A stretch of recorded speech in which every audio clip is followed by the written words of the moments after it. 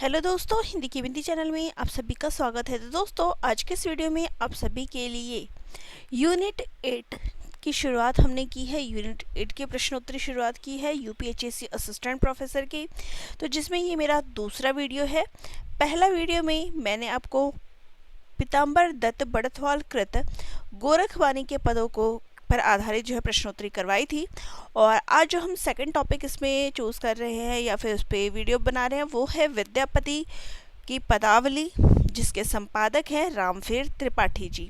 तो इनके इन पदों को के ऊपर आधारित जो है प्रश्नोत्तरी मैंने यहाँ पर आप सभी के लिए तैयार किया है। तो चलिए आप अपनी प्रश्नोत्तरी यहाँ पर देख सकते हैं।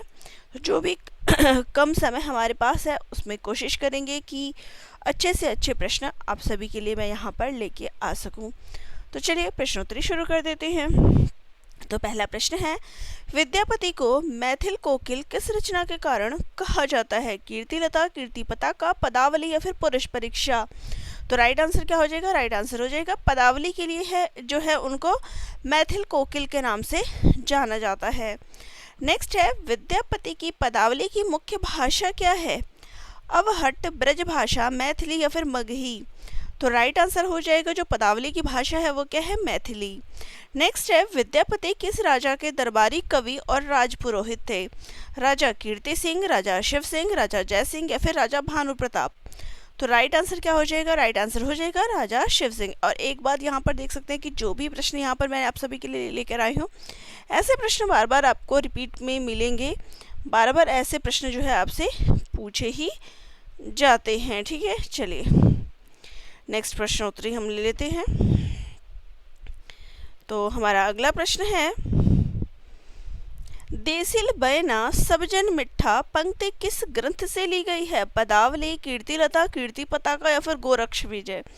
तो विद्यापति की रचना है सारी, उनमें से ये जो शब्द है बार बार पूछा गया है, कई बार पूछा जाता है कि ये किसने कहा है।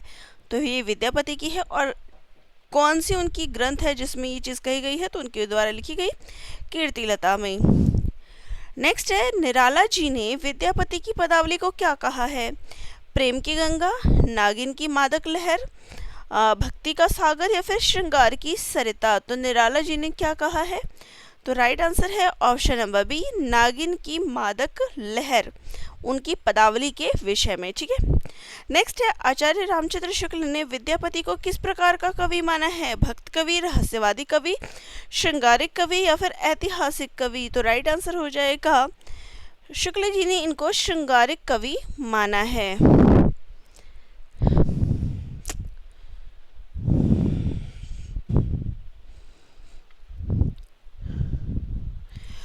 भृंग भृंगी संवाद विद्यापति की किस रचना में मिलता है? पदावली में, कीर्तिलता में, कीर्ति पताका में या फिर भू परिक्रमा में? तो ये आपको मिलता है उनके द्वारा लिखित कीर्तिलता में। ठीक है, भृंग भृंगी संवाद। नेक्स्ट है, विद्यापति का जन्म वर्ष स्रोतों के अनुसार क्या माना गया है? 1300 ईस्वी, 1352 या फिर 1380 ईस्वी, 1400 ईस्वी या फिर 1450 ईस्वी? तो राइट आंसर क्या है? Option number B. ठीक है, नेक्स्ट है,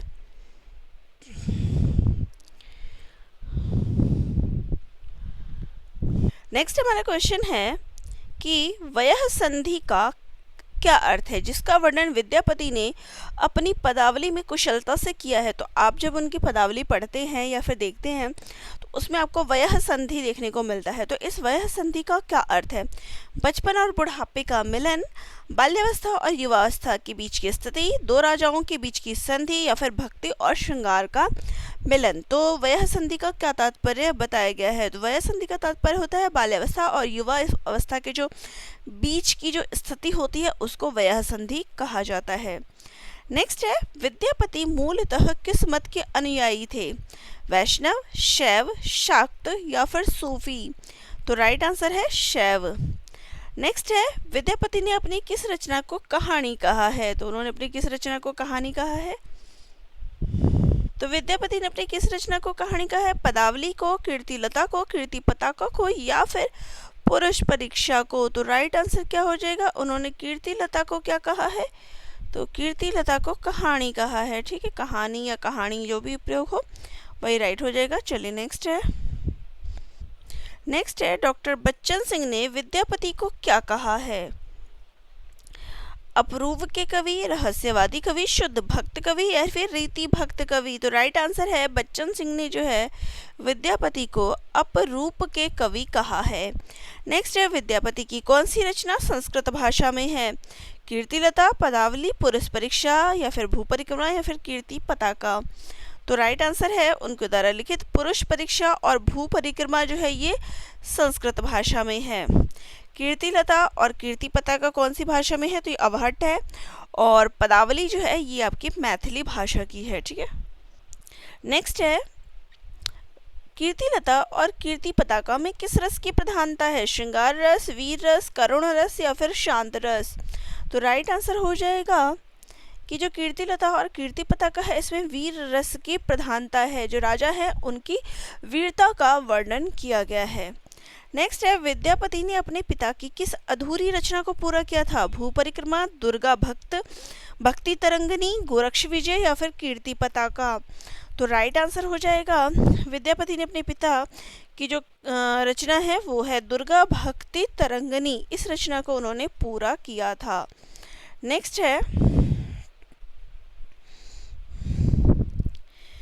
देख देख राधा रूप अपार पद में विधाता ने राधा के मुख की रचना किससे की है? सोने से, चंद्रमा के सार तत्व से, फूलों के रस से या फिर अमृत से? तो यह आपने पढ़ा है देख देख राधा रूप अपार। तो इसमें किससे तुलना की गई है? तो राइट आंसर है चंद्रमा के सार तत्व से।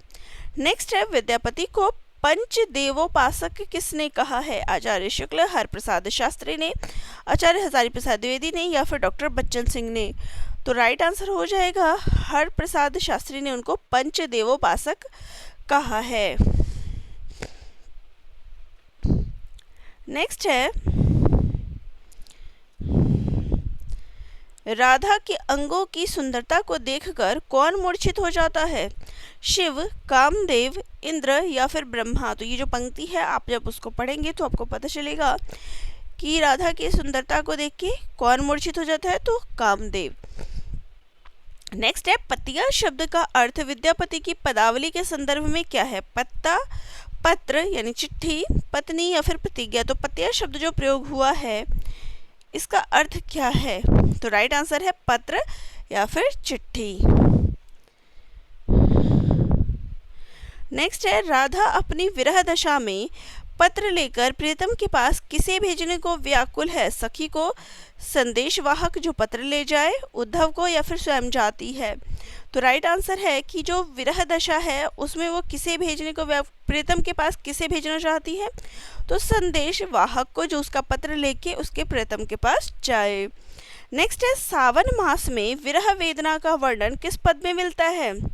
तो इस सावन मास का जो विरह वर्णन है ये उनके किस पद में मिल रहा है? नंदक नंदन, के पतिया ले जायत रे, देख देख राधा रूप अपार या फिर बदन चांद तोर? तो विरह वेदना का वर्णन जो है आपको किस में मिलता है? तो वो है कि के पतिया ले जायत रे, यानी कि कौन पत्र लेकर जाए, तो उनकी ये विरह दशा का वर्णन इसमें हमें देखने को मिलता है। नेक्स्ट है विद्यापति को रहस्यवादी कवि किसने माना है? जॉर्ज गिरिसन, रामचंद्र शुक्ल, हजारी प्रसाद द्विवेदी या फिर रामकुमार वर्मा ने? तो राइट आंसर हो जाएगा कि जॉर्ज गिरिसन ने विद्यापति को रहस्यवादी कवि माना है। नेक्स्ट है भनई विद्यापति वाक्यांश का अर्थ क्या है? तो आपने विद्यापति के पदों को पढ़ा, उसमें बार बार एक शब्द आता है वो है भनई विद्यापति। इसका तात्पर्य क्या है? विद्यापति रोते हैं, विद्यापति कहते हैं, विद्यापति गाते हैं या फिर विद्यापति सोचते हैं? तो राइट आंसर हो जाएगा कि इसका अर्थ हो जाएगा विद्यापति कहते हैं। नेक्स्ट है विद्यापति के आश्रयदाता राजा शिव सिंह की पत्नी का नाम क्या था? लक्ष्मा देवी, विश्वास देवी, धीरमती देवी या फिर रत्नावली? तो राइट आंसर है उनकी पत्नी का नाम था लक्ष्मा देवी, यानी जो राजा हैं शिव सिंह उनकी पत्नी का नाम है लक्ष्मा देवी, और इनका नाम भी बार बार इसमें आपको देखने को मिलता है। नेक्स्ट है किस पद को गाते गाते चैतन्य महाप्रभु मूर्छित हो जाते थे? तो विद्यापति का एक पद था जिसको गाते गाते चैतन्य महाप्रभु जो है वो मूर्छित हो जाते थे। नंदक नंदन, कि कहब हे सखी आनंद और, या फिर देख देख राधा रूप अपार, या फिर बदन चांद तोड़। तो इसमें से कौन सी पंक्ति वो गा के बेहोश हो जाते थे, मूर्छित हो जाते थे? तो कि कहब हे सखी आनंद और, इस पद को गाते गाते चैतन्य महाप्रभु जो है वो मूर्छित हो जाते थे। नेक्स्ट है गोरक्ष विजय नाटक का गद्य भाग किस भाषा में है? मैथिली, संस्कृत, प्राकृत या फिर अपभ्रंश। तो राइट आंसर क्या हो जाएगा? जो इसका गद्य भाग है गोरक्ष विजय का, ये संस्कृत में है, ठीक है, और जो इसका पद्य भाग है वो किस में है? तो अपभ्रंश में, ठीक है। नेक्स्ट है विद्यापति की रचनाओं में 14वीं शताब्दी के मिथिला की अराजक स्थिति का वर्णन कहाँ मिलता है? पदावली, कीर्तिलता, पुरुष परीक्षा, गोरक्ष विजय। तो राइट आंसर हो जाएगा कीर्तिलता में, क्योंकि कीर्तिलता में क्या है? राजा की वीरता का वर्णन है, तो इसमें जो अराजक स्थिति है वहाँ देश की, उसका वर्णन वहाँ मिलता है। नेक्स्ट है पंचबाण किसके बाणों के लिए प्रयुक्त हुआ है? विष्णु, कामदेव, शिव या फिर अर्जुन। तो ये आपको पंक्ति में मिलेगा। तो पंचबाण शब्द जो है ये किसके लिए प्रयुक्त हुआ है? तो ये कामदेव के लिए प्रयुक्त हुआ है। नेक्स्ट है राधा के नेत्रों की तुलना विद्यापति ने किससे की है? खंजन पक्षी से, कोयल से, मोर से या फिर मछली से। तो राइट आंसर हो जाएगा खंजन पक्षी, चकोर मृग, कुछ भी कह सकते हैं, उससे उसकी तुलना की गई है, नेत्रों की तुलना। नेक्स्ट है विद्यापति की पदावली का उपजीव्य ग्रंथ किसे माना जाता है? रामायण, जयदेव कृत गीत गोविंद, महाभारत या फिर पृथ्वीराज रासो। तो पदावली पर किसका प्रभाव में देखने को मिलता है? तो वो है जयदेव कृत गीत गोविंद को। नेक्स्ट है मेघ उपमान का प्रयोग विद्यापति ने किसके लिए किया है? अंगों के लिए, केश, बालों के लिए। तो बाकी ऑप्शन देखने की जरूरत नहीं है। मेघ का जो प्रयोग है ये बालों के लिए किया है, राधा जी के बालों के लिए, ठीक है, आंखों के लिए या फिर चाल के लिए, तो बालों के लिए प्रयुक्त है। नेक्स्ट है त्रिबली शब्द का प्रयोग शरीर के किस भाग की सुंदरता के लिए हुआ है? मुख, पेट पर पड़ने वाली 3 रेखाएं या फिर बाहें या फिर पैर। तो जो पंक्ति है उसमें त्रिबली शब्द दिया गया है, उसका प्रयोग क्यों किया गया है? उसका प्रयोग किया गया है पेट पर पड़ने वाली 3 रेखाओं के लिए। नेक्स्ट है बदन चांद तोर नयन चकोर मोर। तो ये जो पंक्ति दी गई है, पदावली दी गई है, इसमें कौन सा अलंकार जो है देखने को मिलता है इस पंक्ति में? यमक, रूपक, श्लेष या फिर अनुप्रास। तो राइट आंसर हो जाएगा यहाँ पर आपको रूपक अलंकार जो है देखने को मिलता है। बदन चांद तोर नयन चकोर मोर, तो तुलना की गई है यहाँ पे, ठीक है। नेक्स्ट है विद्यापति को भक्त कवि मानने वाले विद्वान कौन है? रामचंद्र शुक्ल, हजारी प्रसाद द्विवेदी या फिर श्याम सुंदर दास, राम कुमार वर्मा या फिर बच्चन सिंह। तो राइट आंसर हो जाएगा भक्त कवि किन्होंने माना है? तो वो माना है हजारी प्रसाद द्विवेदी और श्याम सुंदर दास ने। नेक्स्ट है विद्यापति ने रूप नारायण शब्द का प्रयोग किसके लिए किया है? स्वयं के लिए, राजा शिव सिंह के लिए, कृष्ण के लिए या फिर विष्णु के लिए। तो राइट आंसर है रूप नारायण शब्द जो है इसका प्रयोग उन्होंने राजा शिव सिंह के लिए किया है।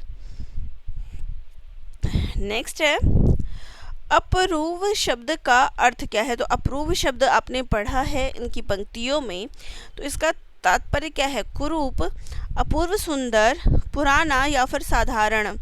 तो राइट आंसर है इसका तात्पर्य होता है अपूर्व या फिर सुंदर। विद्यापति को हिंदी साहित्य का प्रथम कवि किसने माना है? रामचंद्र शुक्ल, डॉक्टर बच्चन सिंह, राहुल सांकृत्यायन या फिर मिश्र बंधु ने। तो राइट आंसर हो जाएगा विद्यापति को हिंदी साहित्य का प्रथम कवि मानने वाले हैं डॉक्टर बच्चन सिंह। नेक्स्ट है क्षिति तल शब्द का अर्थ क्या है? आकाश, पृथ्वी, पाताल या फिर समुद्र। तो राइट आंसर जो क्षिति तल है इसका तात्पर्य होता है पृथ्वी या फिर धरातल कह दें। नेक्स्ट है